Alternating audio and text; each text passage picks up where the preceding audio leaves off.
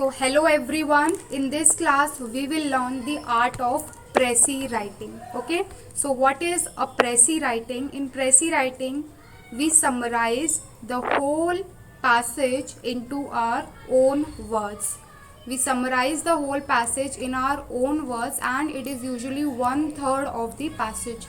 If the passage is of 300 words, then we have to write the summary or the Prezi in 100 words. Okay, if the passage is originally in 300 words, then we have to write it in only 100 words. So this is what Prezi writing. And you must be thinking that Prezi writing is hard, right? But writing is not that hard if you learn the art of it. Okay, so now we will begin the rules of good Prezi writing. There are some basic rules which you cannot ignore. These are must when you are writing a Prezi. Okay, so first rule you all know is it is 1/3. Okay, 1/3 of the original passage. Okay, now what you have to do is first step is to read the passage one time, two times, three times. Okay, read it at least three times. Three times at least you have to read so that you can get to know the crux of the passage, what passage is all about, what passage is trying to say, right? There is some core theme of the passage. There is a nucleus of the passage around which the whole words are written.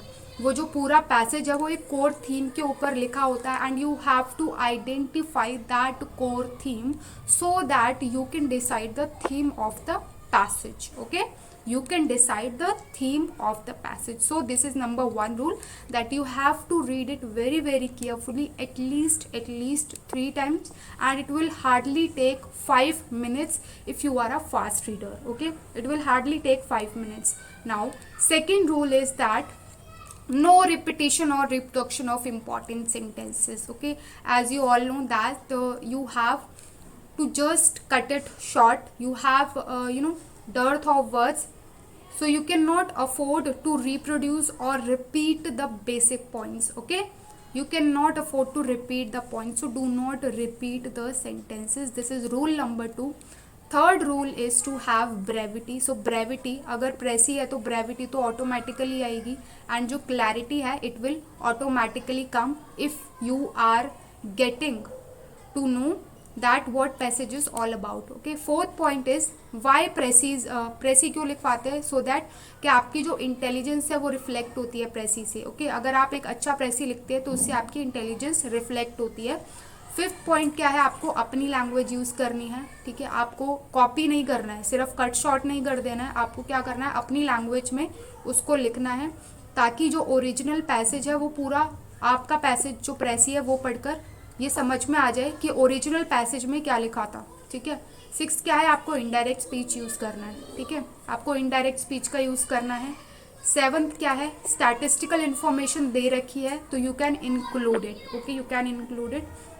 And eighth is the very basic point, in observe proportion. ठीक है, आपको proportion observe करना है, यानी कि 1/3 जो है उसको एक्सीड नहीं करना है. +-20% you can afford, but not more than that. Okay, just stick to the word limit. This is very important for Prezi. Okay, now so a Prezi should be in the language of Prezi writer. ठीक है, जो भी आप लिख रहे हैं वो आपकी लैंग्वेज में होना चाहिए, और ऐसी लैंग्वेज होनी चाहिए जिसमें ग्रामेटिकल मिस्टेक्स ना के बराबर हो. There should be no grammatical mistakes. And the original passage is not to be reduced in length by just removing unimportant or unnecessary sentences and by reproducing the rest as the Prezi. ठीक है, आपको just cut paste नहीं कर देना है कि जो unimportant points है वो आपने कट कर दिए और जो unimportant points है वो कट कर दिए और जो important points है बस वही अपनी Prezi में include किए. You can not do that. Okay, Prezi should be written in your own language. It should be a brief gist होना चाहिए. ओके, एक ब्रीफ जिस्ट होना चाहिए, एक समरी होनी चाहिए पैसेज की, जो कि राइटर के अपने शब्दों में होनी चाहिए. ठीक है, राइटर को अपने शब्दों में लिखना है. अब Prezi शुड बी फुल, मतलब जो भी आप पैसेज लिख रहे हैं 300 वर्ड को आप 100 वर्ड्स में कन्वर्ट कर रहे हैं तो वो ऐसा नहीं लगना चाहिए कि वो इनकम्प्लीट सी है.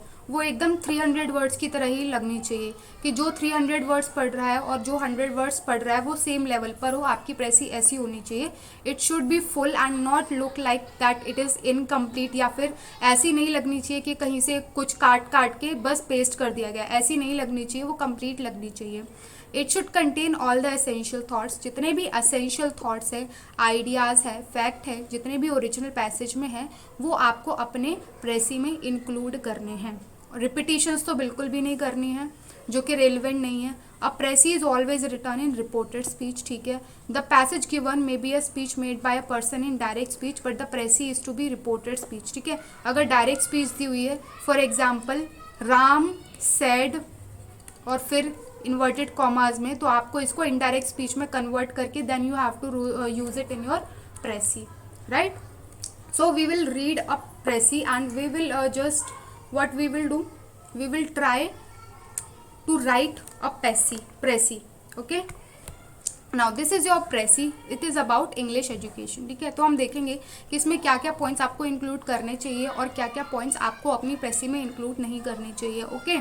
सो फर्स्ट लाइन इज जो English language, the English language and English education have done immense goods to India in spite of their glaring drawbacks, okay। First line is this, first line क्या बोल रही है कि जो English education है और जो इंग्लिश लैंग्वेज है, दो वर्ड्स यूज किए, English education and English language, okay, have done immense goods to India, okay, in spite of their glaring drawbacks, okay.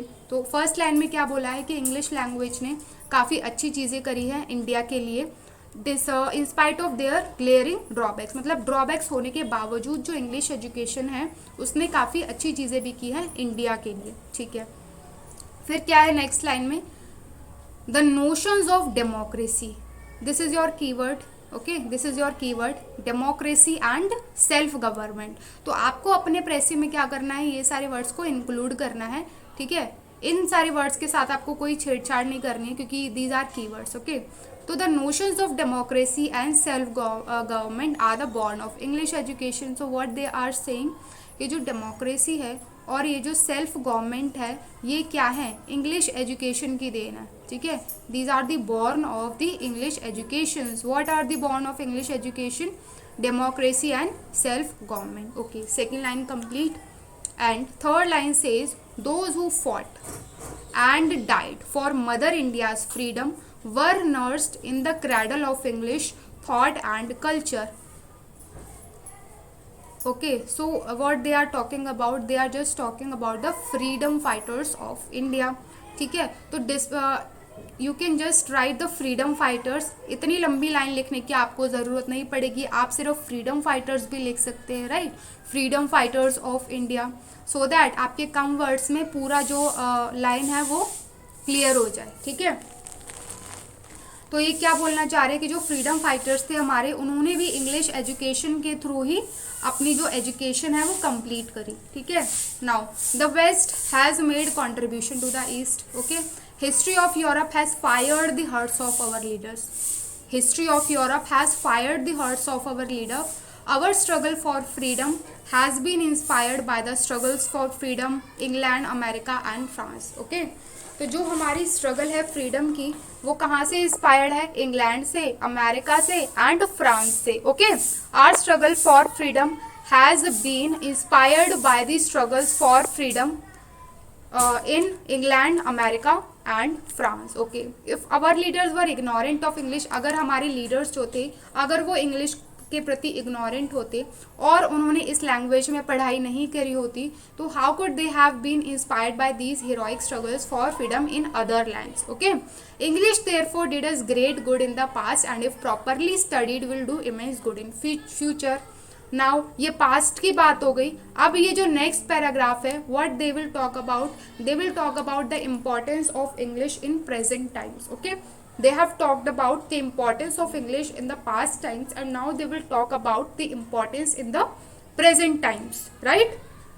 Okay, so English is spoken throughout the world, ठीक है, English एक global language है, ये international for international contact our commerce and trade for the development of a practical ideas for scientific studies. English is indispensable. English is very rich in literature. Our own literature has been made richer by this foreign language. It will really be a fatal day if we altogether forget Shakespeare, Milton, Keats and Shaw. Okay, so इसमें हमें क्या करना है, देखो इसमें हमें इसको अपनी लैंग्वेज में लिखना है और ऐसा लिखना है कि जो ये ओरिजिनल पैराग्राफ पढ़ रहा है और जो प्रेसी पढ़ेगा उसमें कोई फर्क नहीं रहना चाहिए. Okay, they should be at the same level. Means your precis should include all the points written in this in a short form in your own language. Okay, so see, English education and English language. First of all, let me erase all these.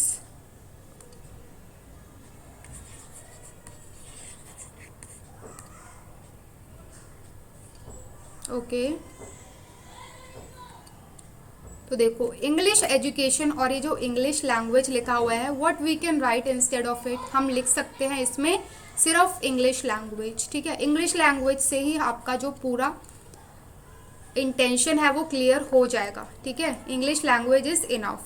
So English language से आप start कर सकते हैं. ठीक है, और इसमें देखो क्या लिखा गया है, आप थीम कैसे डिसाइड करेंगे इसकी. क्या इसमें कहीं भी इंग्लिश के ड्रॉबैक्स की बात हो रही है? कहीं पर भी इसके ड्रॉबैक्स की बात नहीं हो रही, सिवाय एक लाइन के. सिर्फ एक लाइन में बोला है, उसके बाद जो है सिर्फ इंग्लिश की तारीफ ही की गई है, कहीं भी उसकी इंग्लिश की बुराई नहीं की गई है. तो आपको थीम में ये नहीं लिखना है, ना ही अपने पैसेज में अपनी भावनाओं को प्रकट करना है. जो भी पैसेज में लिखा है आपको सिर्फ वही लिखना है. ठीक है, तो सिर्फ एक लाइन में अगर ड्रॉबैक लिखा है तो आपको भी सिर्फ एक लाइन में लिख देना है, उसके आगे कहीं भी ड्रॉबैक नहीं लिखना है. तो ठीक है, तो you can write it like this, that English language despite of all drawbacks, it have certain benefits. Okay, it has done immense goods, or it has done certain benefits to India. It is beneficial to India. Okay, you can write it like this. Then next point is that the notions of democracy and self comment are the born of English education. So you can write it like this, that it, अब आपने जब एक बार English language use कर लिया तो you can write it like it.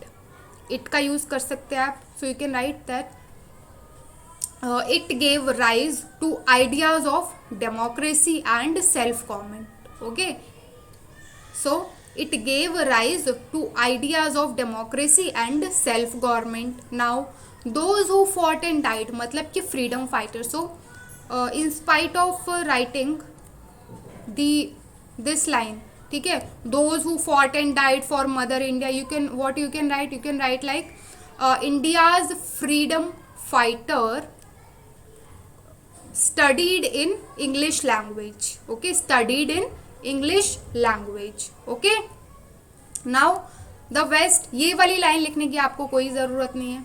ठीक है, ये वाली लाइन आप कट कर सकते हैं. उसके बाद क्या है, the history of Europe has fired the hearts of our leaders.